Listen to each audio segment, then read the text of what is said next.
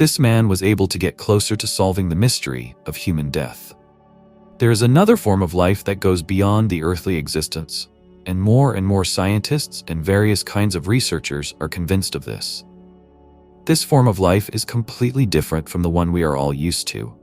This is a reality that we will all fall into one day. The main question is, what is really going on there? This video will help you figure it out. Watch this video to the end because the information that follows may surprise and even shock. Why are people so afraid of death? This question has been troubling mankind since ancient times. Perhaps it's the fear of the unknown, which is impossible to comprehend. Or maybe it's a painful realization. What if nothing else happens? Or, on the contrary, is there another world, a hidden reality that we are not ready for yet? What does the soul feel at the moment of transition? Does she understand what happened to her? Is she able to perceive her surroundings? The answers to these questions were sought by the outstanding American psychologist and researcher Kenneth Ring. His work has stirred up the scientific world and lifted the veil of mystery over the phenomenon of death. But who is this man who has dedicated his life to exploring what awaits us after death? Kenneth Ring, born on December 13, 1935 in San Francisco, seemed destined to explore the unknown. After receiving his Doctor of Philosophy degree in social psychology from the University of Minnesota in 1963, he began his illustrious career at the University of Connecticut, where he taught until 1994. His work, starting with the book Methods of Madness, The Mental Hospital as a Last Resort, co-authored with Benjamin and Dorothea Brzezinski, was aimed at understanding the boundaries of human consciousness. But his main passion was exploring what lies beyond the horizon of life. Dr. Kenneth Ring became interested in near-death experiences under the influence of Raymond Moody's revolutionary book, Life After Life, published in 1975. Armed with a thirst for knowledge, he traveled to Hartford hospitals to meet with those who were on the verge of death or had experienced clinical death. He asked the key questions. What do they remember from this mysterious state, and how it affected their perception of life? In an effort to turn the research into a science, Ring carefully studied 102 such cases. His findings were published in his groundbreaking book, Life at Death, a scientific investigation of the near-death experience in 1980. In this book, Ring introduced the first psychometric tool designed to measure the depth of near-death experiences. This pioneering work brought him to the forefront of clinical death research, ushering in a new era in exploring the boundary between life and eternity. Kenneth Ring, a man who looked beyond life, summarized the experience of thousands of people who were on the verge of physical death or even temporarily crossed its threshold, entering the first stages of clinical death and then returning to life. Their stories are striking not only for their content, but also for their amazing similarity, as if something uniform and unchangeable awaits everyone beyond this border.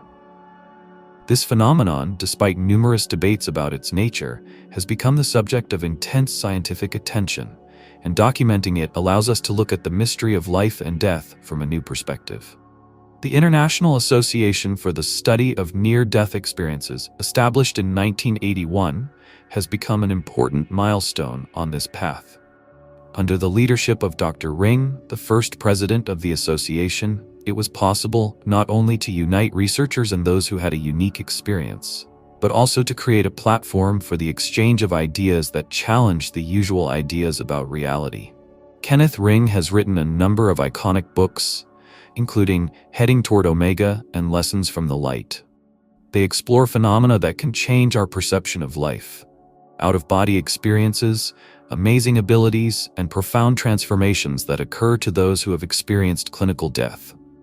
Special attention is drawn to his work, Near Death and Out-of-Body Experiences in the Blind, a study of apparent eyeless vision, published in 1999. This lifts the veil over the experience of the blind, whose stories about near-death experiences make you think. What do we see when our eyes no longer play any role? Even after retiring in 1996, Kenneth Ring continued to serve as the voice of those who touched the unknown, leaving a legacy that continues to inspire, disturb, and attract with its mysteries. And now we will move on to the main topic of this video. What did Kenneth Ring learn about the afterlife? Ring argued that after a person's death, their consciousness continues to exist in a different form, and that there are certain levels of consciousness that are available only after the transition to the afterlife. In his research, he collected many testimonies from people who had experienced clinical death and their descriptions of the afterlife. The psychologist spoke with hundreds of people between the ages of 18 and 84 who were close to physical death. Like other researchers in the field, he found some striking parallels in the out-of-body experiences of people who, according to them, experienced being on the verge of death. He explained the near-death experience as a set of feelings, images, and sensations that include a sense of the deepest peace and well-being imaginable. It is a feeling of separation from the physical body and sometimes the ability to see it as a viewer from the side or from above. Kenneth came to the conclusion that experiences and visions at the same time do not depend on the age and religiosity of people.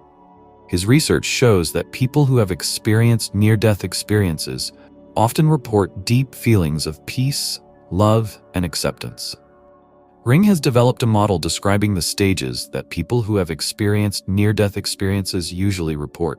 These stages reflect common patterns reported by those who have experienced near-death experiences, emphasizing transformative experiences often characterized by feelings of love and connection to a larger reality. The stages include peace and well-being. Many people report an overwhelming sense of peace and pain relief as death approaches. This feeling is often in stark contrast to their physical suffering before the experience. People usually report extremely positive emotions such as peace, love, and joy. Many survivors describe a sense of sacredness during these events, which can lead to a lasting spiritual awakening or transformation of their beliefs and attitudes. Out-of-body experience. Near-death experiences cause feelings of unreality or strangeness when people may perceive themselves as separated from their physical bodies. This may resemble a dissociative state when a person feels disconnected from their personality or bodily sensations. A significant number of people describe feeling detached from their physical bodies, often observing their surroundings from an elevated perspective. Entering the darkness. This stage involves moving into a dark space, which can be perceived as a tunnel or void. Traffic through the tunnel. Most people have the feeling of moving through a dark space or tunnel to a shining, beautiful white or golden light, soothing and inviting. They are absorbed in this light, having in some cases a panoramic view of life in which they can see almost everything they have ever done in their lives. Meetings with deceased loved ones. People often recall meetings with friends or family members who have already died, which contributes to feelings of love and acceptance during this experience. And in some cases, they are asked to decide whether they want to continue or return to their body. Ring's research includes numerous testimonies from people who have encountered beings or entities during their near-death experiences. Many report encounters with deceased loved ones or spiritual beings who provide guidance or comfort. These meetings often leave an indelible impression, strengthening faith in the afterlife and changing their values towards greater compassion and spirituality. For example, some participants describe experiences where they felt enveloped in unconditional love or received messages that changed their outlook on life. These stories not only confirm the existence of an afterlife, but also highlight the transformative nature of such encounters. 1 in 3 of the respondents experienced transcendental experiences. This was not influenced by the reason that brought death so close, whether it was an accident, surgery, suicide attempt, lingering illness, or something else. Regardless of race, religion, education level, gender identification, and age difference, many people told the same stories with little interpretation. Many of the patients interviewed by the doctor told stories close to this, differing in small details of what they saw. But many did not remember anything that happened to them during their clinical death. Dr. Kenneth Ring gives a comparison with dreams. Everyone sees them, but not everyone will be able to remember in the morning what they saw in their dreams. So here, it's not entirely clear why someone remembers everything down to the smallest detail, while someone else can't. Mystical near-death experiences often include deep feelings of oneness, interconnectedness, and a sense of encounter with a divine presence or higher reality. These experiences may include feelings of timelessness and ineffability, when people feel a deep connection with the universe or a higher power. The subjects reported feeling that they were gaining an understanding of the nature of existence or experiencing a deep understanding of life and death. These experiences may be more neutral or even negative in nature. Although some may still experience moments of clarity, they often lack the deep joy associated with mystical experiences. Instead, they can cause feelings of anxiety or confusion about their identity. What happens to a person after near-death experiences? The doctor came to the conclusion that people who were close but did not survive clinical death are not without fear of it. And those who have experienced near-death experiences begin to realize that this is not the end, that there is life after death, just in a different form. Common consequences of near-death experiences include a higher appreciation of life and increased self-esteem, increased compassion for others, and decreased materialism, as well as a more pronounced sense of purpose, spirituality, and environmental awareness. Ring argues that these experiences often catalyze a universally spiritual orientation, which leads to a greater focus on love and service to others. Many clinical death survivors claim that good deeds and love are what really matter in life. Survivors of near-death experiences lose their fear of death. They become less materialistic and less concerned about success in conventional terms. They lose their ambitions to achieve the usual criteria for a successful life. They become more calm, peaceful, and appreciate every hour of their lives. Instead, they may be very interested in helping others, for example. They become more efficient, they need less time to recover, that is, sleep. Many people are beginning to realize their psychic abilities, feel that their consciousness is expanding, and they can process information faster and more holistically. Some of the respondents have a belief in reincarnation. Kenneth Ring explored the similarities and differences between near-death experiences and Tibetan Buddhism, and drew a conclusion that connects the scientific and the spiritual, the personal and the ancient.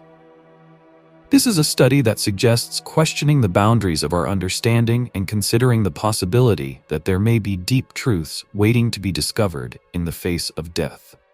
While many report positive transformations, some people may experience negative psychological effects or difficulties adapting to life after near-death experiences. A person changes, which means he becomes misunderstood by others. And this can lead to loneliness, although the need for communication may be higher than it was before the near-death situation. Dr. K. Ring notes that there are other psychobiological changes, such as a consistent decrease in body temperature and metabolism, as well as a decrease in heart rate. He suspects that near-death experiences not only change a person's consciousness and values, but also change them on a physiological level. Near-death experience gives us a direct and literal understanding of only what seems to happen in the first stages of death, when the heart stops, breathing stops, blood pressure drops rapidly, and so on. Modern accounts of near-death experiences convey a less punitive view of the afterlife compared to outdated historical beliefs, that the afterlife is more about understanding than condemnation. Ring's work is a challenge from the point of view of the modern secular intellectual tradition to the idea that nothing happens after death, that it is simply the cessation of existence. The vision of the tunnel into death paints apparently a not terrible picture of death itself, and many people who have become familiar with the near-death experience have undoubtedly derived a lot of comfort from this. Moreover, almost everyone who has experienced this experience is convinced that some form of conscious existence awaits us after physical death, and that the near-death experience is a preview of this existence. Ring suggests that near-death experiences provide insight into the nature of death itself, although they do not definitively reveal what happens after biological death.